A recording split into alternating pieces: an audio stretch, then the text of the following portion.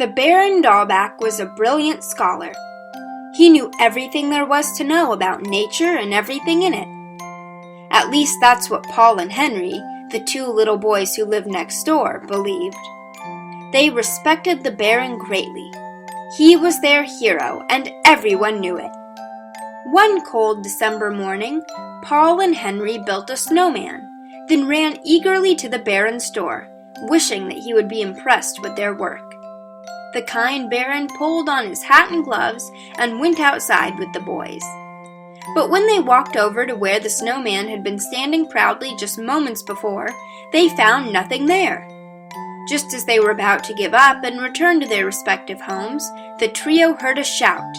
"Hello there!" Paul and Henry were amazed. It was their snowman, alive! Immediately, the little boys' feelings of bewildered disappointment changed to joy.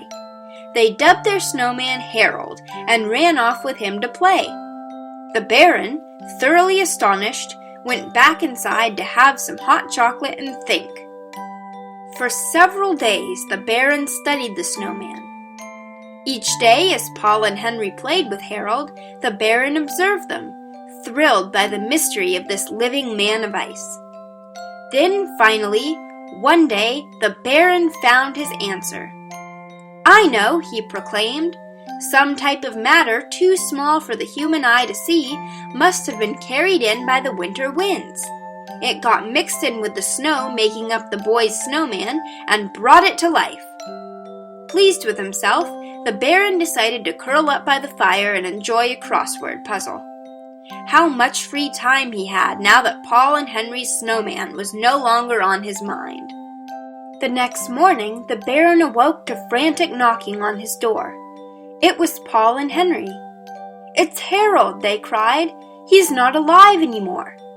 They begged the Baron for help, and, being a nice man as barons go, he obliged. "It seems," said the Baron, "that whatever matter it was that gave life to your snowman has left or expired. But fear not," he continued.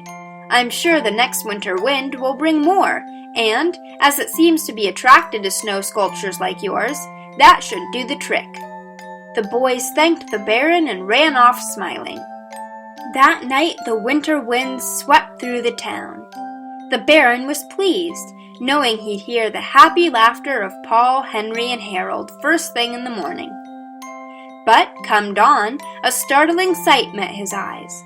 Harold was no more alive than he'd been the day before, and Paul and Henry sat sadly indoors. Determined to help, the Baron grabbed the boys. "What did you do when you built Harold?" he asked. "Perhaps there was something else you did that attracted the life matter." "All we did was build him, just like any other snowman," Paul reported. "Yeah, then we wished that you'd like him and came over to show you, and he was alive," added Henry. The Baron thought and thought. He performed experiments. He set matter traps, but nothing worked. Finally, defeated, the Baron sighed.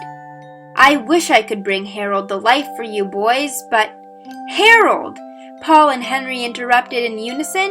"Your wish brought him back!" Paul and Henry were right, though the Baron didn't believe them. Paul and Henry's wish for their snowman to impress the Baron had given him life as long as the Baron found him fascinating, but had worn off when the Baron grew tired of the magic. Now the Baron's wish would keep Harold alive for as long as the boys were around.